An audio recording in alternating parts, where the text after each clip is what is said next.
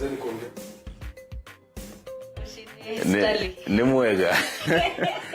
been told that is how we're greeting people right here in Nyeri County, 019. It is quite cold.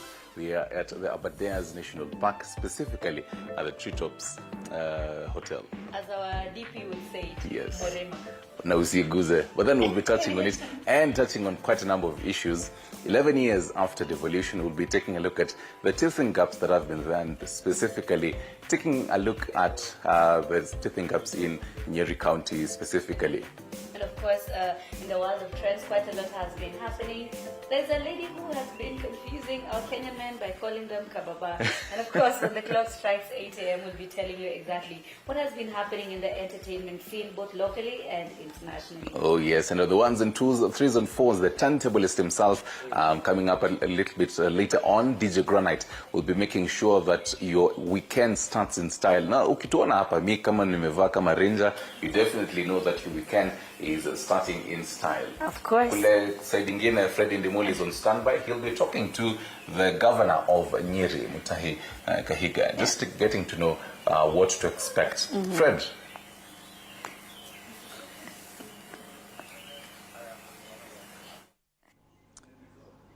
All right, thank you, Stanley, and my colleague, Bansi Kimoyo. Good morning, Karibu Sana. We're coming to you live from the Treetops Lodge, right deep inside Aberdares National Park. Right behind me, I know you cannot see, but it's the majestic Mount Kenya. Ile Mlima Uliambosi Guse is right behind me somewhere there. I can actually see it. Okay, I can't see it right now. It's a bit dark. But Karibu Sana, this is the Morning Cafe. My name is Fred Indimuli. Today, we'll be having a lot more for you. Coming right here, we'll be having none other than the governor of Nyeri County, Governor Mwalimu Mutahi Kahiga, for an interview right here. Do stand by for that conversation. Let's now take a look at quick highlights on the dailies this morning. On the Star newspaper, the big headline this morning, Rigathi plots Mount Kenya tours to counter rebels. They're talking about this mountain here, Mount Kenya, the one I was telling you I'm seeing. So that's a big story on the Star. And of course, the police and the transition between the acting IG and the new IG of police who took oath of office yesterday, still featuring on the front pages. Ruto, deputy president in battle as Waiguru exits. That's the big headline on the front page of the People Daily. And guess what? It is the Nyeri governor whom we'll be talking to today, who's actually seeking to succeed Anne Waiguru, the Kirinyaga governor, as the chairperson of the Council of Governors. He'll be telling us more about what he wants once he gets there, if at all he will be successful. Sorry plea, praise and unfinished business. That's a headline on the Standard this morning. Matters to do with the transition. The new police IG will be back to take a look at that in depth. On the Daily Nation, the problem with SHIF matters health. At the end of this month, NHIF will no longer be working. We are transitioning to the now social health assurance SHIF coming up, and many people are now criticizing this, including some of the governors, and we'll be having one of the governors here. Remember, health is a devolved function. That's the Daily Nation. Let's take a look at other dailies, and that's the Taifa Leo. Mwisho wa lami, habari kuu kwenye gazeti hili la Taifa Leo. Mwisho wa lami, nani amefika pale? Ni huyu naibu inspekta jenerali wa polisi atarajiwa kutupwa jela leo baada ya rufaa yake kukataliwa. Gilbert Masengeli, mwisho wa lami umefika. Matters business on the Business Daily today. U.S. rate cut brings cheer to Kenyan top investors. That's a big headline on the front page of the Business Daily. We'll be back to take a look at that. Let's now cross over to the regional papers, and we start off in Uganda with the Daily Monitor. Today they're focusing on matters democracy on the front page of the neatest front page of any daily in the region. We do have an image there of Justice and Constitutional Affairs Minister Norbert Mao, and he has sounded the alarm on the state of democracy in Uganda, labeling it unsatisfactory. He warns that on a scale of 1 to 10, Uganda's democracy is just 5. His concerns revolve around widespread disillusionment with elections, dwindling credibility, and a disturbing lack of faith in elected representatives. They say Uganda deserves better, says Mao. They also have a picture of the city of Kampala, the peeping eyes of Kampala's high-rise buildings, and they have a picture of some of the high-rise, well, they're not that high, but anyway, for Uganda, they're high-rise apartments in Kololo, Kampala. They should come to Nairobi and see how high buildings can get. Still in Uganda, the new vision, Magara ransom cash given to Muslim clerics. Family paid kidnappers $200,000 to save their daughter. Matters kidnapping and ransom payment, making it to the front page of the new vision in Kampala, Uganda. Let's cross over to Tanzania. And kwenye gazeti la Mwananchi, yes, maandamano ya Chadema gumzo. Wadau wa siasa wataka yasitishwe, vyama vikae mezani. Warioba akumbusha ya kugomea miswada. Lipumba ahofia machafuko. Mbowe aweka msimamo. You do realize kwa gazeti za Tanzania huwa wanakupatia story yote kuanzia. All the highlights in that story, they have to put it in one sentence. That's why it sounds more like a shairi. Mdau mpya agonga hodi mwendo kasi. A new stakeholder in as far as speed governors in Tanzania's public service vehicles is beckoning. Hii ni gazeti la Mwananchi, masuala ya siasa na masuala ya infrastructure pale pia. Kuna habari nyingine hapa, sababu 8 ndoa nyingi kuvunjika mapema. Habari kamili kwenye ukurasa wa 6 wa Mwananchi. And finally, on the Citizen, Scania eyes BRT Phase 2 as start of operations nears.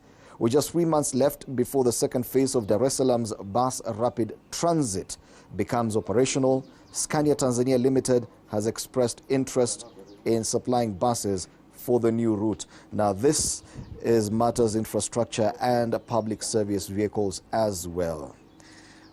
And even as I do this, even as I continue looking at the dailies, and my colleague Stanley joins us.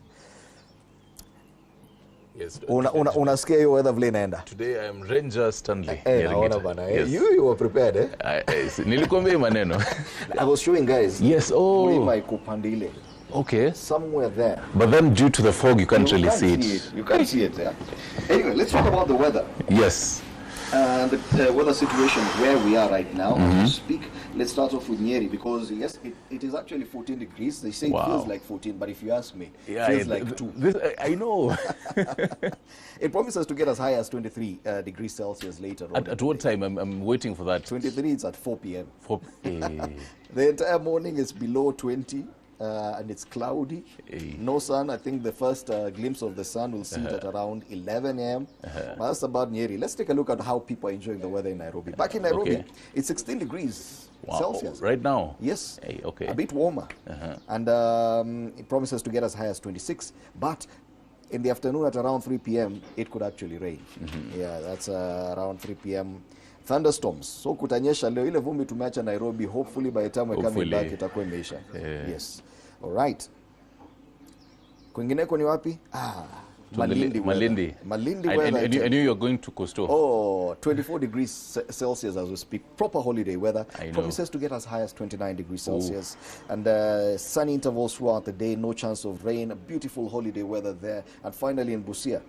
Busia yako 19 degrees Celsius, but it's raining currently. It will be cloudy most of the day. No chance of sun. Cloudy, but as highs of 26 degrees Celsius later on. Yes. Right. So that's as far as the weather is concerned. We might come back to take a look at the traffic, but for now, let's take a look at what else is happening. Oh yes, and you're saying usiguze mlima.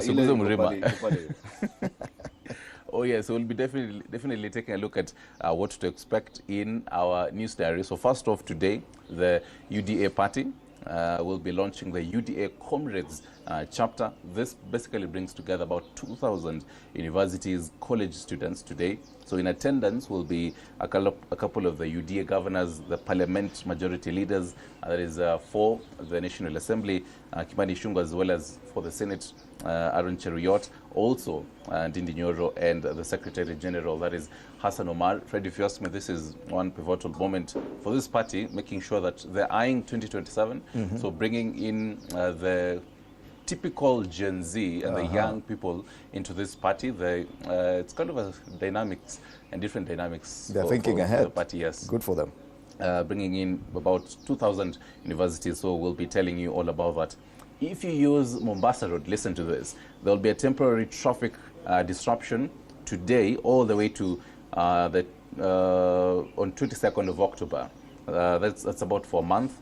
According to the Kenyan National Highways Authority, this will be to allow for realignment of the road and construction of a mid-span footbridge. So for the next 1 month, if you use that particular bit near Syokimau railway station, expect that as well. Also, in Tumata's Medics, the Kenya Union of Clinical Officers will be holding a press briefing today to give a status on the return to work formula, as well as the collective bargaining agreement updates as well. Remember, was it on July they ended the 3-month strike? So this will be again a very important update for the Kenya Union of Clinical Officers, just telling us how this particular return to work formula, that agreement with the government is going on.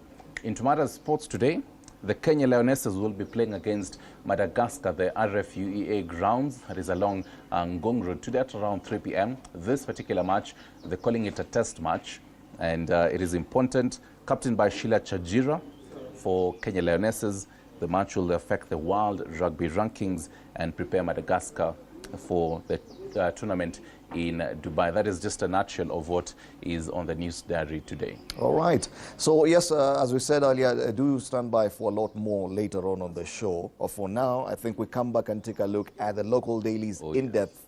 Do stand by for that interview with the Governor, Mwalimu Mutahi Kahiga, later on at 6:30. Before that, magazeti sasa.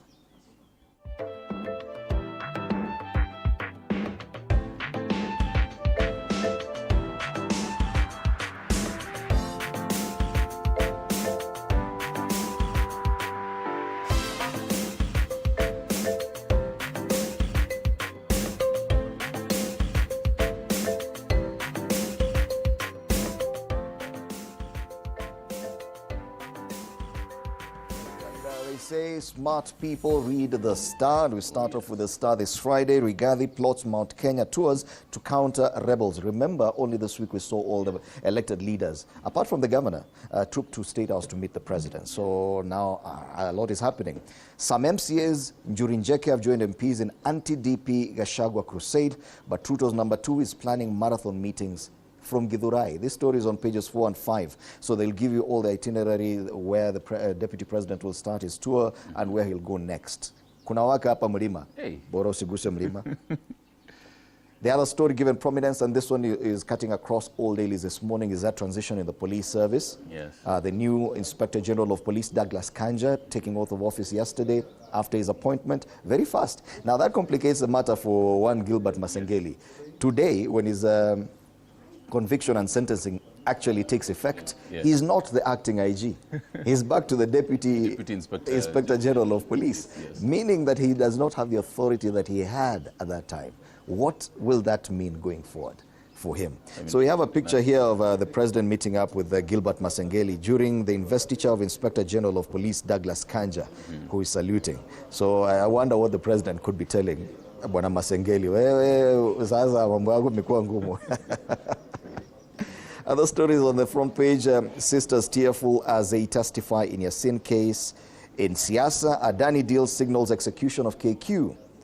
And pale juu, it's an exclusive. Revenue hitches threaten Ruto's plans, says Ndindi Nyoro. So that's the Star this morning. A lot of focus on Mount Kenya politics, and be sure we'll be looking at this with Governor Mwalimu Mutahi Kahiga later on. Oh yes, the other paper there is the People Daily, and similar photos that we're seeing on the Star. The main characters here, President William Ruto. Well, the Star doesn't have deputy president, but the People Daily has, and the big headline is Ruto, DP in battle as Waiguru exits.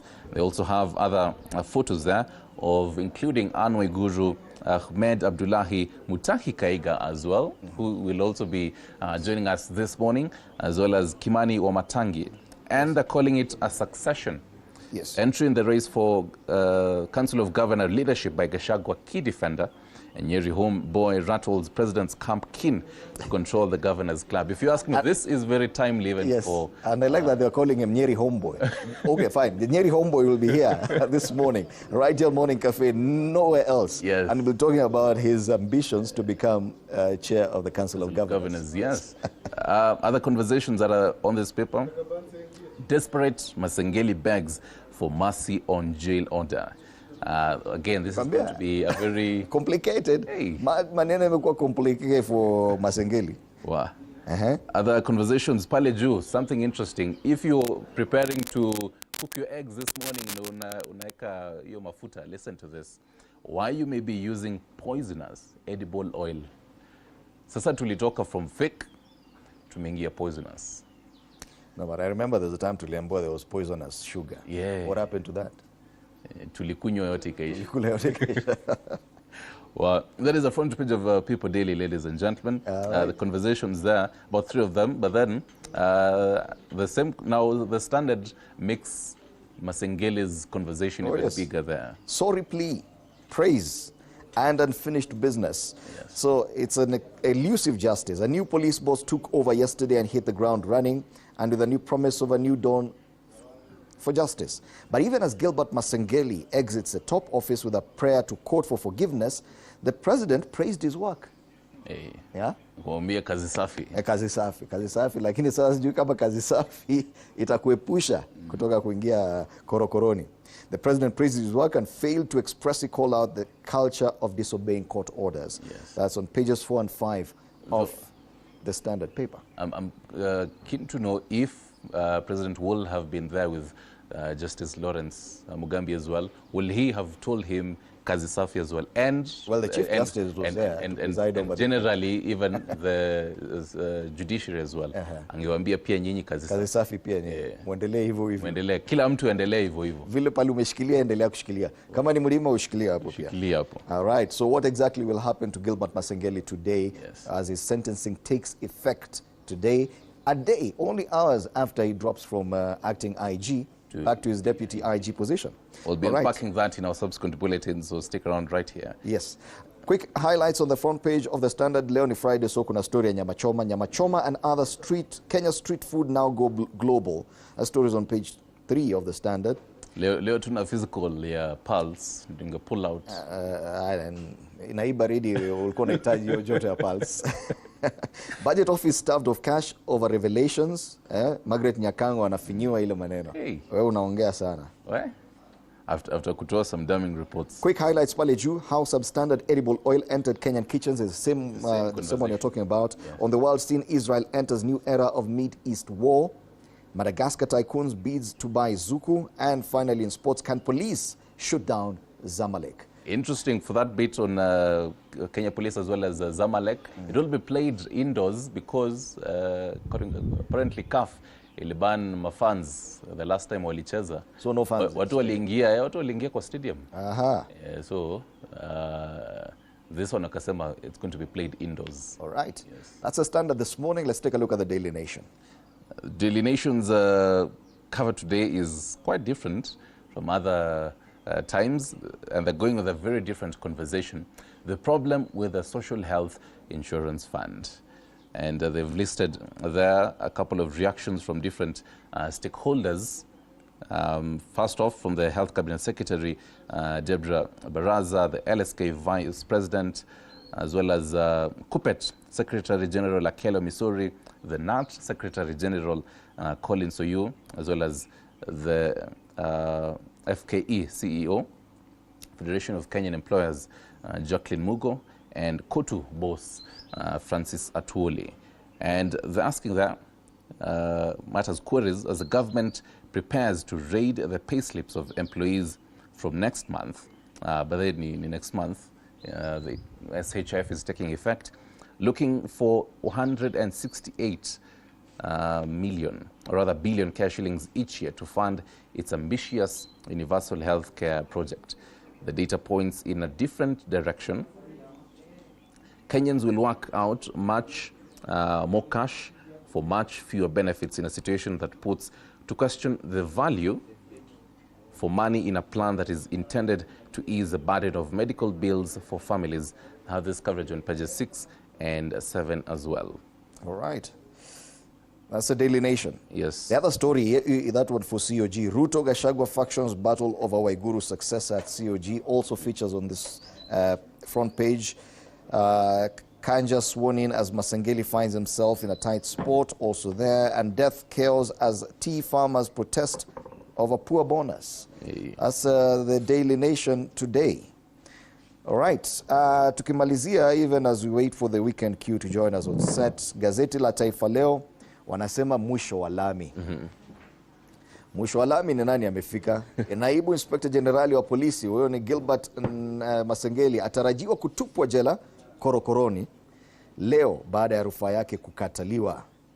Juhudi za dakika za mwisho za mfungwa, wanamuita mfungwa hapa, za mfungwa Gilbert Masengeli kujinusuru asifungwe gerezani ziligonga mwamba jana baada ya ombi lake la kutaka kujiwasilisha katika mahakama kuu kukataliwa. Habari kuu kwenye habari kamili kwenye kurasa wa pili. Vidokezo zaidi. Utaona kuna cartoon moja ya People Daily. He has maintained that look. He doesn't change. Hata umwambie nini ako tu hivyo hivyo. It's like he doesn't feel anything. The other story given prominence kwenye gazeti hili la Taifa Leo, COG Gachagua kupima nguvu za ushirika wa kisiasa kati ya Raila na Ruto. Kwingineko kitu kidogo, neno kitu kidogo kwenye kamusi ya Kiingereza. Lugha yaendelea kukua baada ya baadhi ya maneno ya Kiswahili na Sheng kuingizwa kwenye kamusi ya Kiingereza ya Oxford. So kitu kidogo iko kwenye kamusi. So kuna kitu kidogo, kuna pia panya root. Panya root. Wataongeza ingine. Wameongeza panya root pia kwenye Oxford Dictionary. Kabla tumalize huu mwaka watakuwa wameongeza mlima. Wanafaa ongeza mlima. At this point, I think I just came in during the right conversation. Oh yes, kitu kidogo. Kitu kidogo on the kamusi now. Right. Nasema tu waongeze mlima hapo. Mlima babes. Good morning, Banks. Good morning, how are you? Wewe usikii baridi. I know. Ini left is unshine. Let me tell you. They say hot people don't feel cold. Then there is that, and I love that. Against the backdrop of the mountain. Yes. That cannot be seen. You need to match the aesthetic. Trust me, I know. I'm telling you, that mountain is right there. It's there. You cannot see it by yourself. But some of our fingers right now very quite chilling. Yeah. All right. So those are the dailies, and I think there's one more. You can take a look at the business issue. Business Daily, U.S. rate cut brings cheer to Kenyan top investors. NSE eyeing a boost from improved foreign inflows, lower bank borrowing costs to benefit private sector. Ni Friday, maneno ni mzito sana. Tuangazie the cartoons today. Now, the cartoon on the Standard, because all the other cartoons are about what's happening with the police service. Yeah. But the one on the Standard is about politics. And you know, before all these MPs came out and declared their support for Professor Kithure Kindiki, everyone was talking about a young politician from Muranga, Kiharu constituency, and his prospects of becoming even the deputy president and possibly even rising to the helm of the leadership of this country later on in 2032. Ndindi Nyoro. He appears to have gone quiet.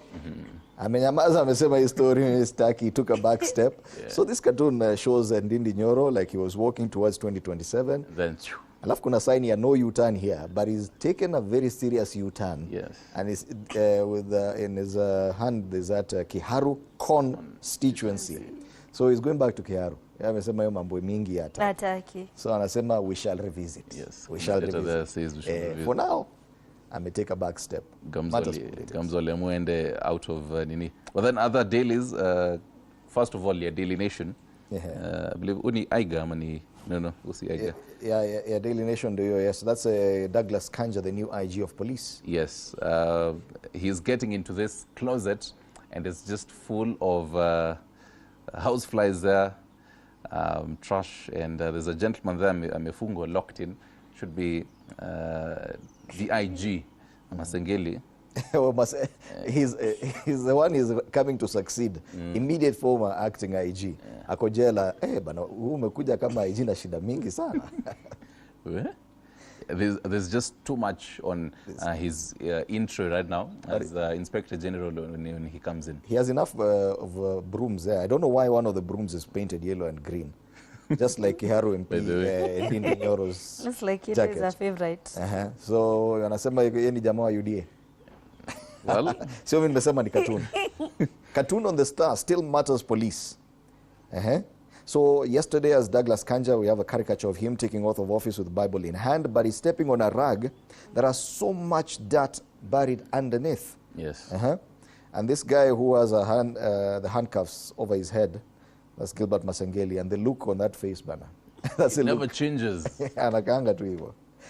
no longer my problem. For cartoonists, it's easy to just... Yeah, it's no longer my problem. Yeah, he's done the peace out. I'm out. I'm done. I'm out, but I'm out and going where? I'm out naenda jela, korokoroni. Uko na people daily? Yes, I do have people daily. People daily go with a football bit of it. Analogy. Analogy. And first of all, make a ref in the first slide. Masengeli 1, 2, 3, 4, 5, 6, 7. Nimekuita mara ngapi Masengeli? Uski. Last warning, shika yellow card. Bado uski? Shika red card. Sasa juu umekataa kusikia, acha kuact manze. Masengeli, stop acting. This is real. Yeah, he's no longer acting IG. Yes. Sasa ni reality. Je, ataweza kuepuka korokoroni? Tutaona. The look in all the 4 frames still does not change. Yes. Sura ni ile ile. Ile ile. Static. Yes. So yes, it is a feel good Friday right here on Morning Cafe. Hata kama kuna baridi namna gani. You know, they're saying that it's 14 degrees. Does it feel like 14 degrees? Feels like it's very cold. It's very chilly. And I think because I am the weekend queue, as you guys say. Oh, yes. Let's touch a bit on the trends that we're going to be looking at later on in the day with Stanley Upper. Tanzanian artist Ali Kiba has ordered his radio and TV station to purely play bongo music for one whole week. Yes. Purely bongo music for a whole week. His TV and radio is called The Crown, I believe. Yeah, The Crown. And you see, we had there's a time we had a campaign in Kenya that said play KE. So of course, Gini, play TZ. But they love their music, and I think that's the one thing they have going for them. They love, they enjoy their content. Their movies, you watch them, you want to cry, but they love those movies. That's true. Their own local soap operas and comedy. That doesn't make anyone laugh, but they die in laughter. And their music as well. So I would love, I love bongo music too. I enjoy a bit of bosso here. So. All right, DJ Granite is on the ones and twos. Oh yes, I think your request as early as now. Of course, yes. there's a Kenyan lady that's driving Kenyan men crazy by calling them kababa. Oh yes. Stanley's a team. Sandy. Ungeanza kutusalimia hivyo kwa. Kababas. Guys, I'm not Sandy, but of course we'll be having that conversation at 8 a.m. and of course a lot of other trends both locally and internationally just to fill you in on everything that has been happening in our entertainment world. All right. Yeah. So do stand by for that and a lot more. Remember, we're going to be having, according to the dailies, they're calling him the Nyeri boy. Yes. The Nyeri boy. Mwalimu Mutahi Kahiga, the governor of this great county of Nyeri, county number 019, where we are currently. Unaona ile baridi inakuja hapa, mlima iko pande ile. Iko pale inajitokeza kidogo. As the sun comes out, you will see mlima. Where we are right now is at the Treetops Lodge, and the elephants have been just having fun behind us. They've gone, I think, to the Mulima. They'll be back later on. You can be part of this conversation as well. On X at TV47 News and on Facebook, TV47 Kenya. You can tag me on X. My handle is at Freddy Demoli. At Miss_Kimuyu. At Nyeringita Stanley, that is on Facebook. At Nyeringita.s on Instagram. Follow me. 22047 is our SMS number. 0793267279 the number yetu ya WhatsApp.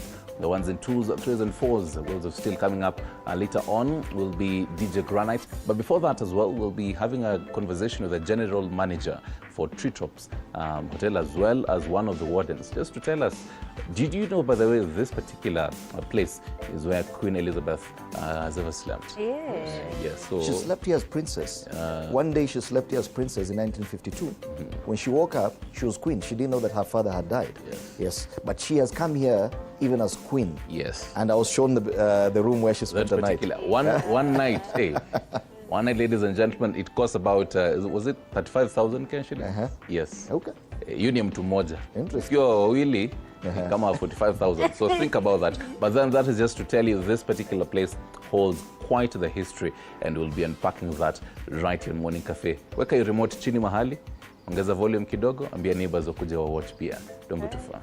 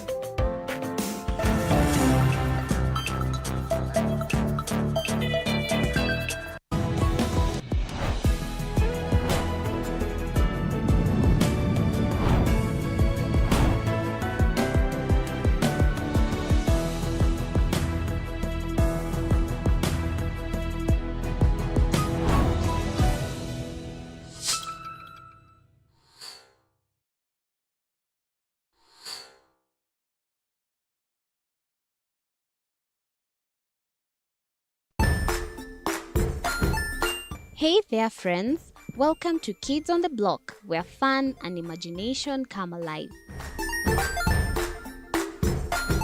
We dive into magical world filled with exciting adventures and awesome friends. What position were you in? I was number 2. What position were you? Number 1. He decided to cross the bridge by his house and look for food on the other side. You're going to do half cup of chocolate chips, and the other one, we're going to do half cup of the blueberries. So, grab your imagination hats and get ready to explore with us. Join us every Saturday at 9 a.m. for new friends, amazing stories, and tons of laughter.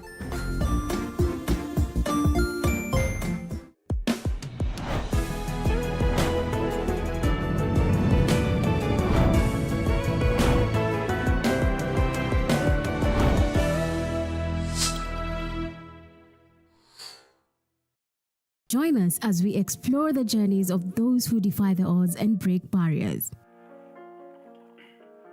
We dive deep into the stories of triumph. Sometimes when parenting a child with a special need or whatever disability, family life becomes a bit complicated and you may end up raising the child on your own. Here, we inspire. I have a farm which one we showcase with other dyslexic youths and autism how to farm. Motivate. It's never easy, but what we do, the best thing is to work with another parent who has an elder child than yours. And break through the barriers one story at a time. Push your boundaries beyond the limit. Saturdays at 8 p.m.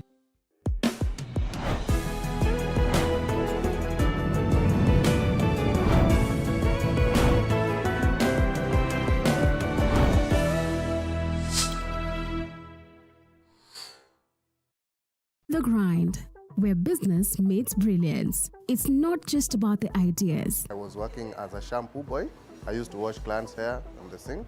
It's about making them happen. From big wins. In primary school, when we would be asked what people want to be, I was categorical that I want to be a nurse. To hard lessons. The consoles change, the gaming equipment keep changing. We cover it all. Tune in to The Grind, where every episode is packed with insights. The person who is serving customers, always be a customer-centric. Strategies. When you pay attention to detail, you get luxury items. And stories to fuel your ambition. Don't just dream it, grind it. Mondays at 7:30 p.m.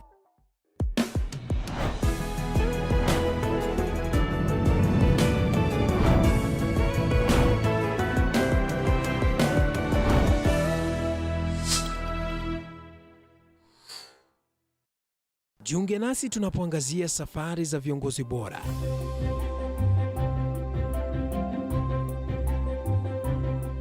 Kutoka kwa ushindi mkubwa hadi masomo magumu. Wakati wetu kwamba wasichana si wa kusoma, ni wa kuolewa, ng'ombe ipatikane, wazazi wakuwe watajiri. Tunashughulikia yote.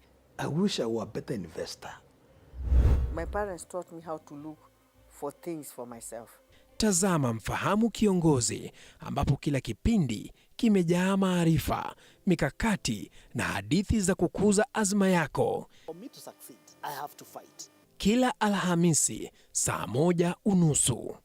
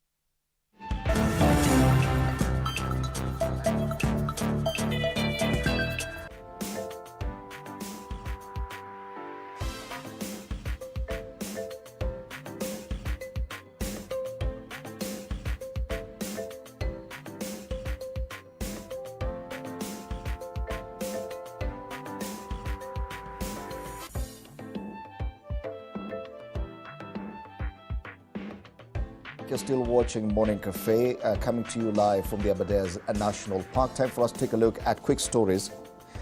Trevor Mureithi, a first-year student at Multimedia University, has undergone surgery after sustaining a fractured leg during a brutal encounter with anti-riot police officers deployed to the institution on Tuesday following a protest. In a now viral video, the officers are seen beating, kicking and assaulting Mureithi before throwing a tear gas canister next to him, leaving him for dead. Moige William spoke to Mureithi and brings us the following report. At the orthopedic hospital in Ongata-Rongai, Kajiado County, Trevor Mureithi is hours out of a surgery. How are you feeling? Pain? Visitors, including the management of the Multimedia University, streaming in to wish the first-year student pursuing applied communication quick recovery. The events that led Mureithi to lie on this blue sheet-covered hospital bed are nothing short of chilling. He recounts the harrowing experience captured on camera, where 6 uniformed police officers deployed to control a protest at his school on Tuesday viciously descended on him with blows, kicks, slaps and even a tear gas canister. The encounter has left Mureithi physically and emotionally traumatized. So when I decided to run up, that's when I met with other policemen who were coming and shouting, "Shika huyo, shika huyo." So when I decided to run, I fell into a ditch, nikavunjika mguu, and then I raised my hands to surrender.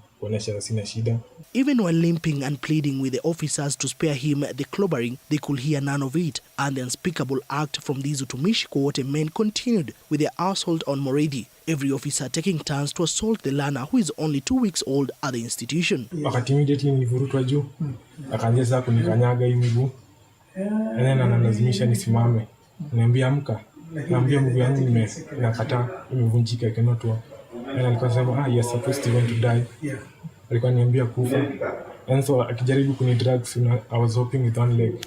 Nikaanguka. I told them I cannot continue walking. In the video captured by a fellow student, Mureithi is seen lying motionless, unable to move, and then one of the officers is seen hurling a tear gas canister next to him, which detonated at close range, nearly exploding on his face. And said akasema, siwezi mwache hivyo, acha nimwachie dawa na which is tear gas. So akanrushia kwa uso. Kiwa kwa uso, kaanzia kutoa hiyo gas. When I tried pushing it away, another policeman akakuja na rungu threatening me. Mbona nasukuma hiyo? And even though normalcy has returned to Multimedia University, officers from the Independent Policing Oversight Authority, IPOA, have set up camp at the institution as investigations into the incident begin. Meanwhile, Remi Osati, Secretary General of the University Students Association, has issued a 48-hour ultimatum demanding the immediate arrest of the officers seen in the video assaulting Mureithi. Just a first year who is barely 2 weeks old within the institution. You do damage to that extent, then you expect us to sit back and relax and see and assume that things are happening normally. To serve and to protect, Utumishi Kowote. It is the mantra of the police. But for Trevor, all that was served to him was brutality and torture. For now, he will suspend his studies until when he will be back on his feet. Moige William for TV47 at the Multimedia University, Nairobi.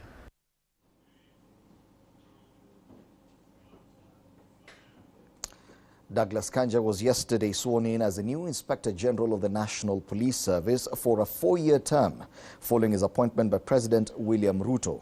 Now, Kanja, who takes the office with a full intray, now becomes the 6th Inspector General of Police since the promulgation of the new constitution. Take a look.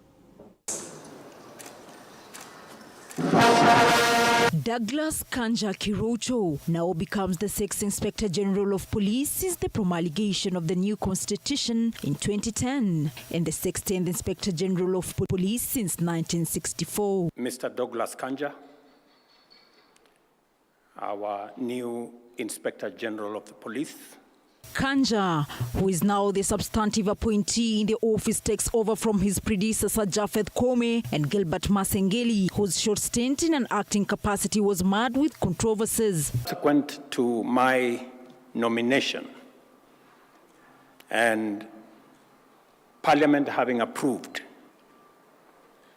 your appointment. Kanja, who is the immediate former Deputy Inspector General of Kenya Police Service, takes over the office with full in tray with human rights organizations complaining of consistent pattern of impunity for police officers involved in extrajudicial killings and other abuses. He also takes over from Kome, who resigned in July following the Gen Z-led anti-government protests. The Constitution, which symbolizes the foundation of principles and values upon which law enforcement is based. It represents the Inspector General's commitment to uphold the rule of law. These as youth leaders are now calling upon the new Inspector General of Police to ensure reforms in the National Police Service, where vocal youth claim to be an easy target by the police following recent cases of abductions, killing and intimidation. Samira Mohammed for TV 47. The Controller of Budget, Dr. Margaret Nyakango, now says operations in her office have stalled due to budget shortages.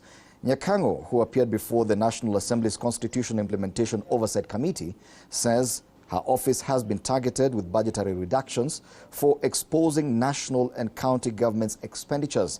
Apollo Kamau reports on a day Nyakango declared the country's current budget-making process as unconstitutional. This session. For the second time this week, the Controller of Budget, Dr. Margaret Nyakango, appeared before MPs to seek help and avert a possible financial crisis at her office, which approves the withdrawal of public funds for expenditure by national and county governments. Nyakango lamenting how her office cannot even afford simple tasks like copying and printing government documents due to lack of funds. And because, you know, the work we do is not exactly popular, when there are any reductions to be made, we become the first victims. So again, this is something I would like to place before you, Madam Chair, to see if you can help us. Because in terms of implementing the Constitution, if our legs are tied and we are asked to run, then it becomes almost impossible. According to the Controller of Budget, her office requires 1.6 billion shillings to be fully functional. In the current financial year, the National Treasury allocated the Controller of Budget 702.2 million shillings, out of which 435 million shillings went towards salaries.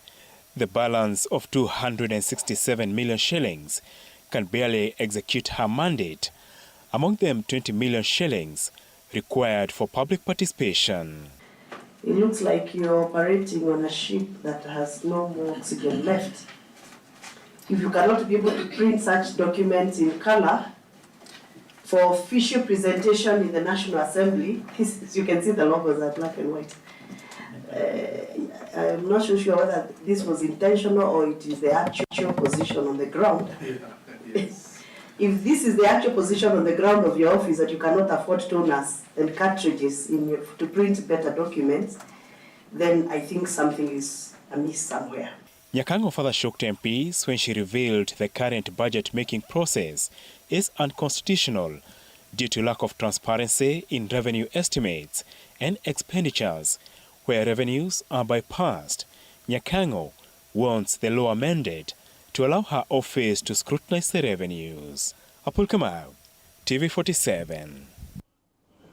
Let's take one more story on matters health. President William Ruto has now urged Kenyans to register for the new Social Health Authority as Kenya prepares for the official launch of on the 1st of October. Meanwhile, the Council of Governors has urged the national government to avail more resources for the implementation of the UHC program. Elizabeth Atieno with more details on that. With just 11 days left to the much-anticipated launch of the new funds under the Social Health Authority, President William Ruto Thursday held a meeting with the Ministry of Health officials and governors from several counties to fast-track the transition from NHIF to the new funds.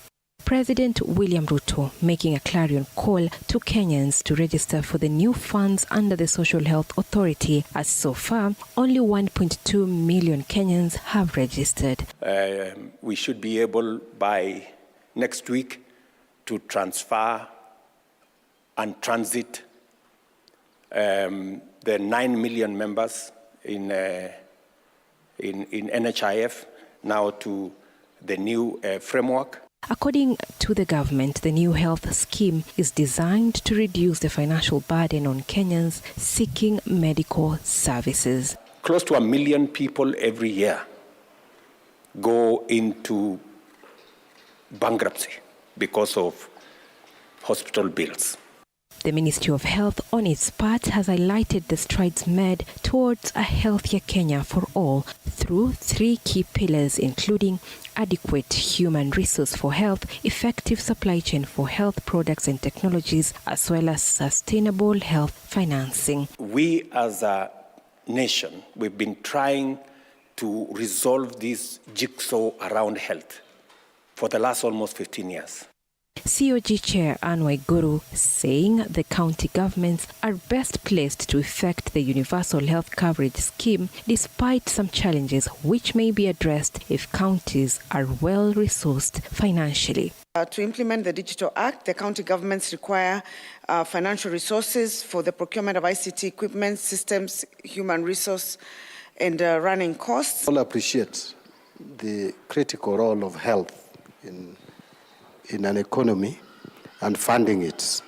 We face financial challenges, so let's just get the requests and we will evaluate them. Despite a recent High Court ruling deeming the new insurance scheme unconstitutional, the government remains committed to launching the program on October the 1st, with President William Ruto highlighting the urgent need to address the legal setbacks for a smooth launch. Elizabeth Atieno, TV47, Nairobi. All right, welcome back, and it's that time that you've been waiting for. Governor Mutahi Kahiga. Governor Mwalimu Mutahi Kahiga is here with us on Morning Cafe right here. Karibu sana, Governor. It's good to have you, on TV47. Karibu. Karibu Nyeri. Asante sana. And welcome to the treetops. I'm telling you, the weather here is very interesting. We were looking at the weather and it says 14 degrees Celsius, yes, but it actually feels like 5 or less. It really is. You are right into the upper days. Yes. And it's pretty cold. Actually, it has not been this way. We are shocked that it has suddenly turned like this. We had sunshine over a few days. Yes. Now. And we were hoping actually to see the mountain right behind us, but unfortunately you cannot see because of the fog. Maybe it will clear over the day. Yes. But the weather here does not speak anything about the politics in the mountain. The politics in the mountain is way hotter. We'll be taking a look at that. But Governor, you're on the front pages today. You're looking at the front page of the People Daily, and they're talking about Ruto DP in battle as Waiguru exits. And listen to this. Yeah. This is a succession about the Council of Governors. Entry in the race for COG leadership by Gachagua, key defender, and they are calling him Nyeri homeboy. Rattles president's camp, keen to control the Governors Club. And let's start from there, because it's actually on the dailies. It's not just here, it's also on the front page of the Daily Nation. I've seen that they're talking about Ruto Gachagua factions battle over Waiguru's successor at COG. And when it comes to Gachagua's faction, your name pops up. It is there also, I think, on the front page of Taifa Leo. Let's start from there. Your ambitions to succeed Governor Waiguru as the chair of the COG. Tell us about that. Maybe we need to walk back to her first election. I was also a candidate. Okay. But I was prevailed to step down by President Ruto. He asked us to let Waiguru run, and we did, and we gave her 2 years to do that. And so I've just rekindled the flame. So because two years ago, I was vying in Mombasa, but then as a party and as the Council of Governors, we agreed let Governor Waiguru run, and we did allow her, because indeed in the Council of Governors we are apolitical, I think, to put it.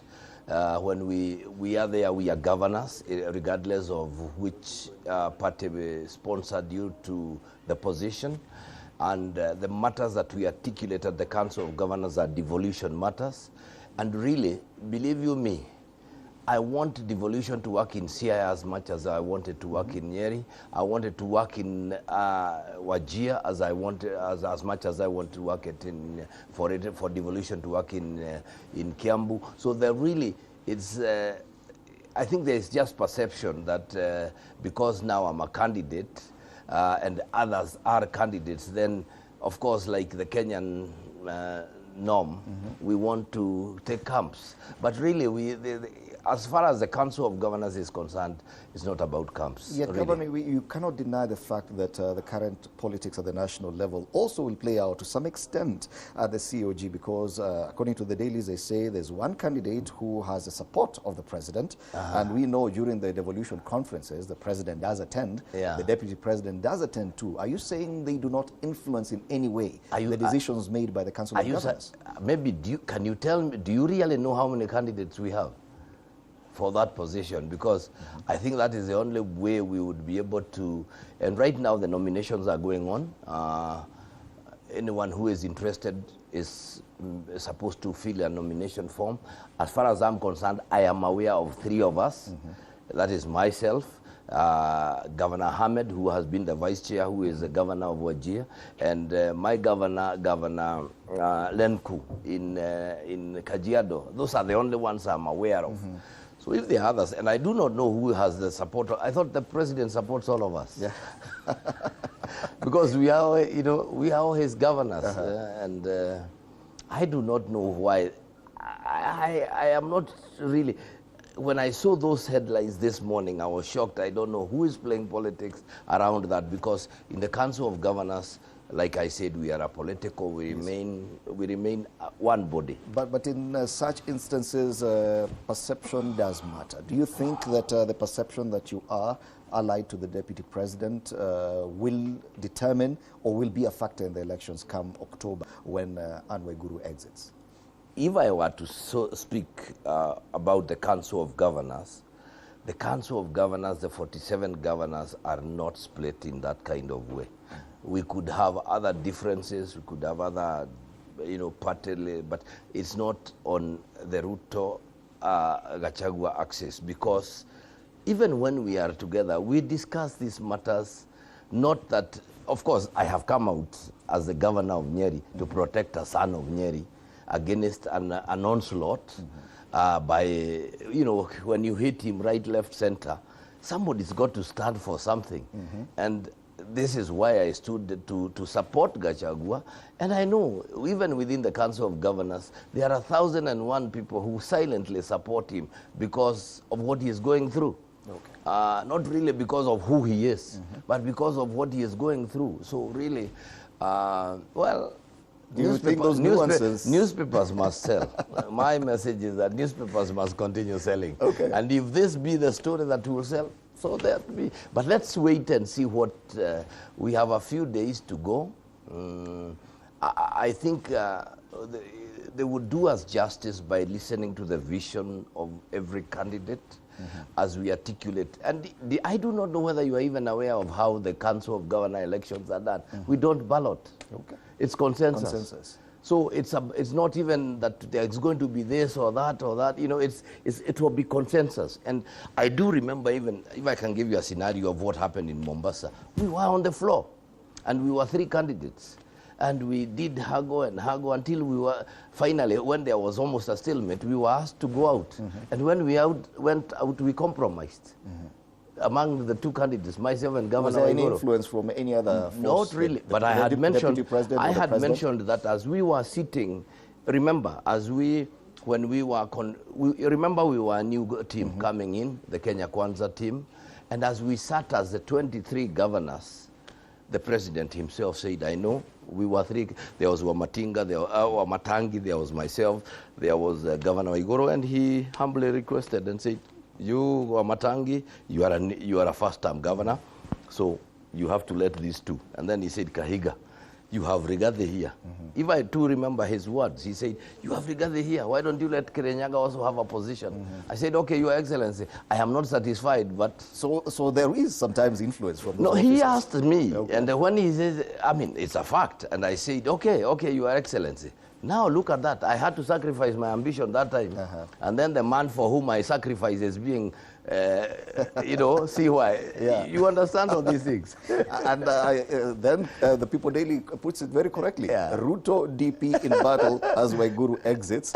And Governor Mutahi Kahiga right here is one of those candidates touted to replace and succeed Anne Waiguru as chair of the COG come October. That's when the election. Can I surprise you? Yes. Maybe the deputy president is going to learn today that I'm running. Through the He's papers. not even aware. Yes, I haven't discussed it with him. Interesting. Yeah. Those are just the dailies. And we'll be back to take a look at the politics playing out in the mountain, because I think that is one of the most interesting things, and it captures Kenya's imagination. But before that, let's talk more about devolution. Yes. It's 14 years later.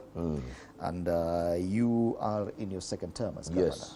You are among those who've seen even a transition between the very first administration that oversaw the rollout of devolution and the second administration that has come in, and the extension and the changes that we are seeing now. What do you think are the biggest gaps 14 years later in as far as devolution is concerned? Are we anywhere near perfecting devolution? No, I will say no. I will say that we are moving at a snail's pace. As we speak here, we have in excess of about 14 devolved functions that have not been abandoned. They are still held at national level. In other words, we keep taking two steps forward and 3 steps backwards. There is still a lot of clawing back of gains on devolution, especially in the areas of agriculture, in the areas of water, in the areas of health. You know, these are fully devolved functions, something like health. But look, what are you reading about it, and UHC and all that? Whose dream is UHC? You know, who is running the show? These are, you know, you would have expected that now that we are in the 3rd cohort of devolution, we would have made more progress if devolution was in the DNA of many of the leadership. But unfortunately, we are still operating like, really, let's put it this way. National government continues to patronize the counties as if, you know, instead of having a symbiotic relationship where we are a bigger brother, you know, now this is not a bigger brother but a lord. And you see that especially right now as we stand here, the counties have not received 3 months of their equitable share. It's not come simply because there seems to be games being played around the National Assembly. You remember the president saying he wanted to bring down the allocation that had been approved by Senate through a mediation program process where we had now 400 billion. Now it's being told it will be 380. But when you look at all that, the law says, and it's so clear, that in the event of a stalemate, counties must receive a minimum of 50% of their allocation, last year's allocation. This is something that we had to tell John Bundy yesterday to show him the law. Yet this is something that is in the public domain. But unfortunately, because of that kind of tendency to continue patronizing, talk to counties instead of talk with counties, I think that is one of the biggest challenges we have. You've been a governor under 2 different national administrations, under the Uhuru administration and now under William Ruto. Is it getting worse now, or it's more of the same? If you ask me, Uhuru Kenyatta was implementing devolution. If you would think, over the 10 years, he was struggling to implement devolution in a new dispensation. And you can give him credit for what he did, because he did the best that he could, despite even times being very difficult, especially in the second cohort, where we were struggling. Remember, even to move from this to increase was a big challenge. Now we would have expected that the Ruto administration would come, ride on the gains and move on. Unfortunately, I do not think that is what is really happening today. When I look at something like agriculture, where we have programs, much of Kenya's agriculture is run on donor programs. It's unfortunate. Right now, we have quite a number of them. You know, we have NAF CDP, we have others that are run in the Northeast and in other places.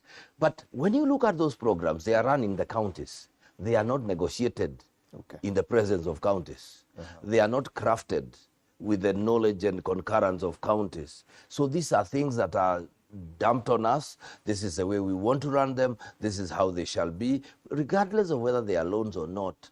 We are Kenyans. We are the people in charge of devolution. It's being something is being implemented in Nyeri. I should be involved. All right. Yeah. So that is a challenge we have. And we'll be back to take a look at a lot of these challenges, including the delays in the disbursement of revenue share from Treasury, as well as a UHC, which is yet to be rolled out. You're watching Morning Cafe, the Nyeri edition, coming to you live from the Treetops Lodge, deep inside Aberdares National Park. We're here with Governor Mwalimu Mutahi Kahiga of Nyeri County, County 019.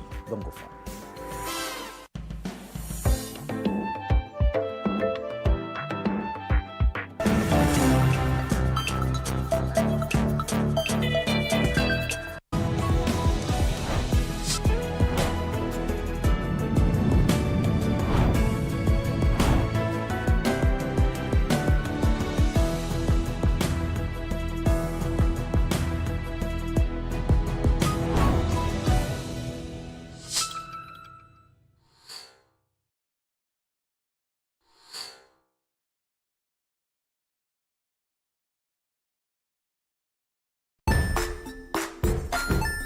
Hey there friends, welcome to Kids on the Block, where fun and imagination come alive. We dive into magical world filled with exciting adventures and awesome friends. What position were you in? I was number 2. What position were you? Number 1. He decided to cross the bridge by his house and look for food on the other side. We're going to do half cup of chocolate chips, and the other one, we're going to do half cup of the blueberries. So, grab your imagination hats and get ready to explore with us. Join us every Saturday at 9 a.m. for new friends, amazing stories, and tons of laughter.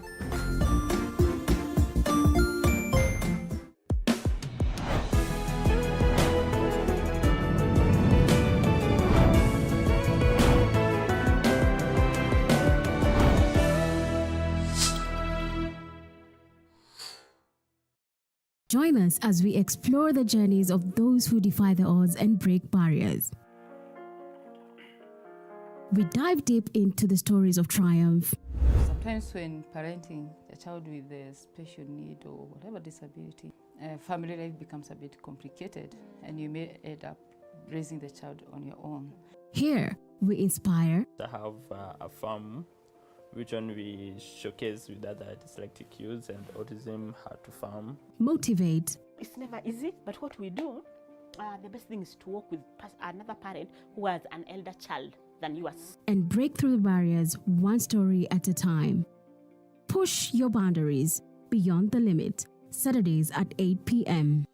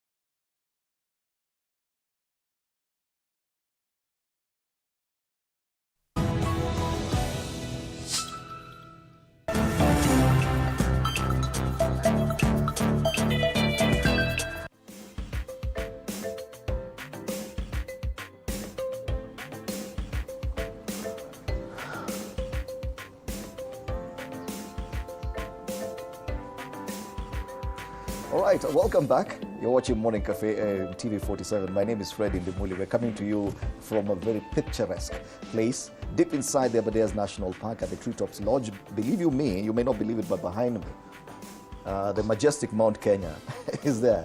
Once the sun comes out, you'll get to see. This is the mlima they talk about, you know, alisema governor.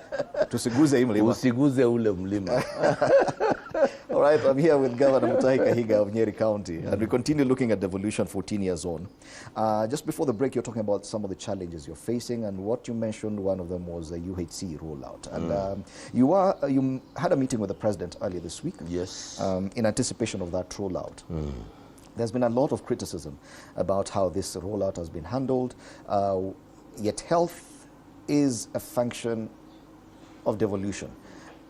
Governors and county governments should not be at the forefront in determining and discussing this whole thing. Do you think that was done the right way? Now we're shifting at the end of this month to the new system of health management, SHIF. It's there on the front pages, and they talk about, I think, the problem with SHIF, or the front page of the Daily Nation, meaning the country, the whole nation is discussing some of the challenges facing health. If we could focus on the UHC, which is the biggest function that the counties are handling. What do you think is the biggest problem, and where did we get it wrong? Maybe we need to walk back and see that there have been quite a number of attempts to implement UHC. If you walk back during the Kibaki time, Professor Anyang' Nyong'o tried it. It didn't work.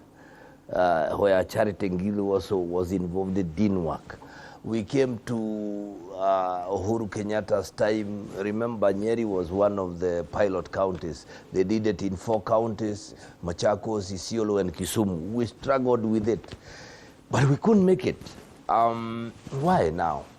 We must understand that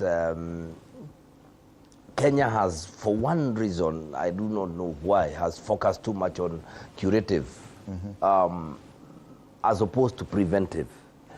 And curative is usually very, very expensive and fatal. But this time we seem to be almost getting it right, because we are focused more on preventive. And how do we do that? Right now, the other day you saw a rollout of about 100,000, we can call them CHPs, the community health promoters. They were essentially with us initially. We called them we didn't call them CHPs, we called CHVs. They were volunteers, but we would give them some airtime or something. Now this time we are working together with the national government to give them 5,000 Kenyan shillings a month, but they'll visit, one CHV will visit 10 households, just to try and do the basics. You know, they call them just take the basics on and advice if there are issues on hypertension, on sugar levels, on all those very early. So now, when we look at that one, that is going to help us identify our problems pretty early. The other issue we had was we have always had a challenge on human capital in terms of the provision of UHC. What are we talking about? How many nurses do we need? How many doctors do we need? I can tell you from where I sit, we still have a very huge gap.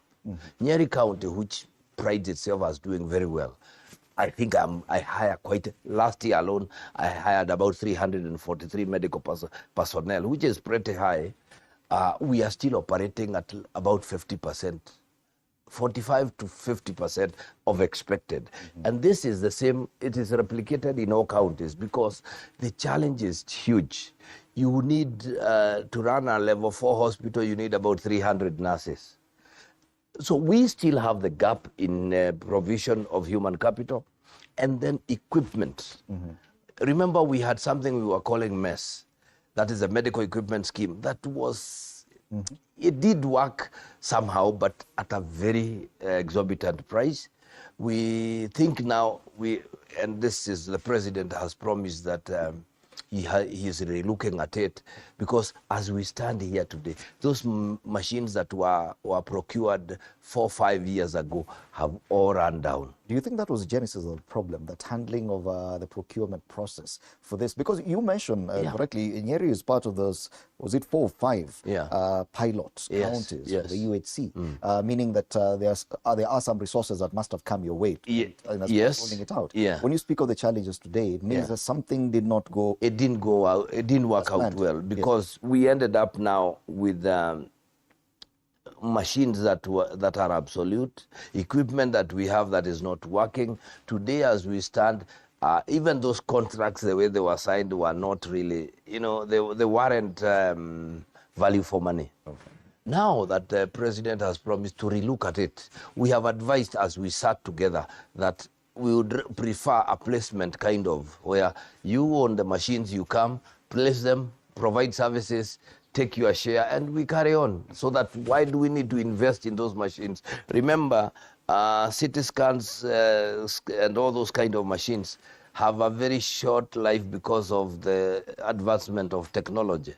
And what was working yesterday will not work tomorrow. So that is also another challenge. The final challenge, which we really must address, is commodities. Are we able, KEMSA, for example, today the fuel rate, whenever I make,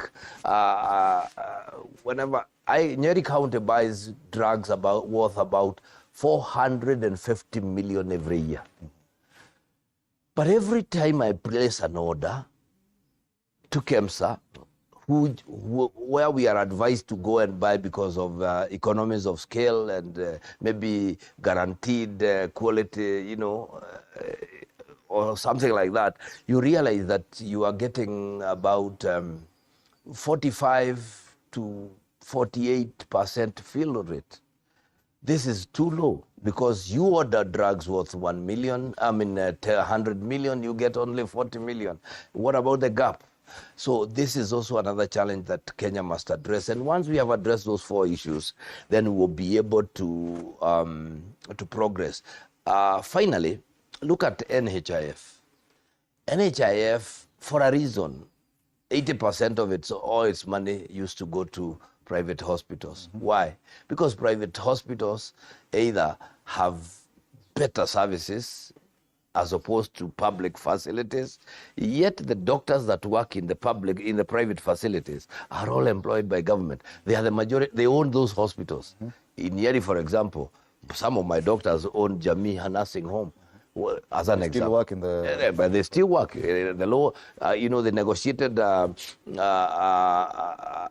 call it a CBA that allows that. Okay. So really, what you realize is that we must up our game. We must ensure that a hospital like Nyeri County Referral Hospital is able to offer all services and even better services than its competitors within and around. Okay. Yeah. You mentioned the challenge of late disbursement of resources from Treasury, and that would definitely impact on how you handle your staff. True. There have been complaints of delayed salaries, delayed allowances, even for intern doctors who I think you employed only last month. They've been here for about a month or 2. How are you managing that and ensuring that the staff and the human resource is intact? That calls for really juggling of the highest order. Many counties are not able. Right now, as we are speaking, many counties are 3 months in arrears. They have not paid salaries. Even for health workers? Even for health workers, because the money is not there. But those counties, I'll give examples of county like Nakuru, Mombasa, Nairobi, and Eldoret, and a county like Nyeri, even Kiambu, who are able to raise their own revenue.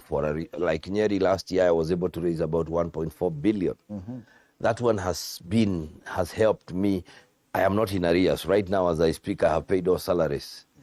But that is because the county has its own source revenue of about 1.4 billion, which is enough to run almost 4 months, Other counties have engaged with banks, but this is very expensive because the bank pays the salaries for you, but at a cost.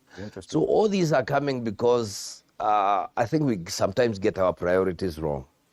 Okay, we all agree there is a big challenge. We may not be raising enough cash through our, finance bills and all that, but this is a reality. Kenyans chose devolution.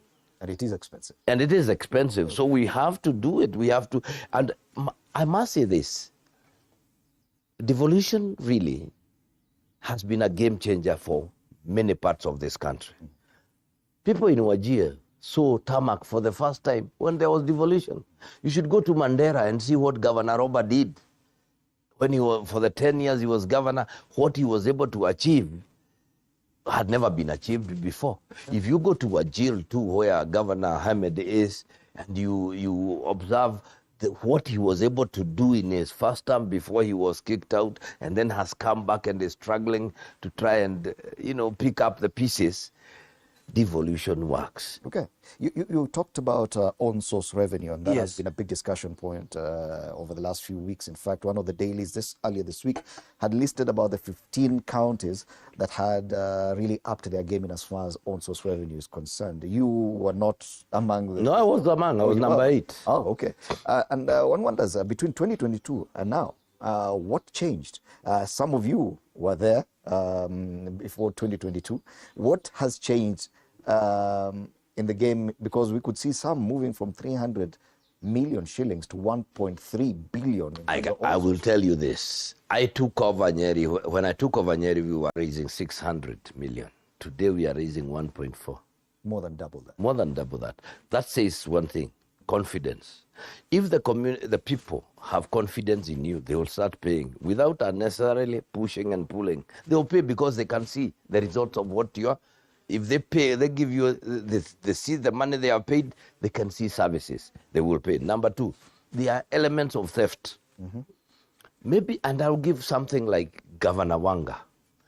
I think Governor Wanga, we must give her credit for, there must have been some, because you can't move from 300 to 1 point something in a year.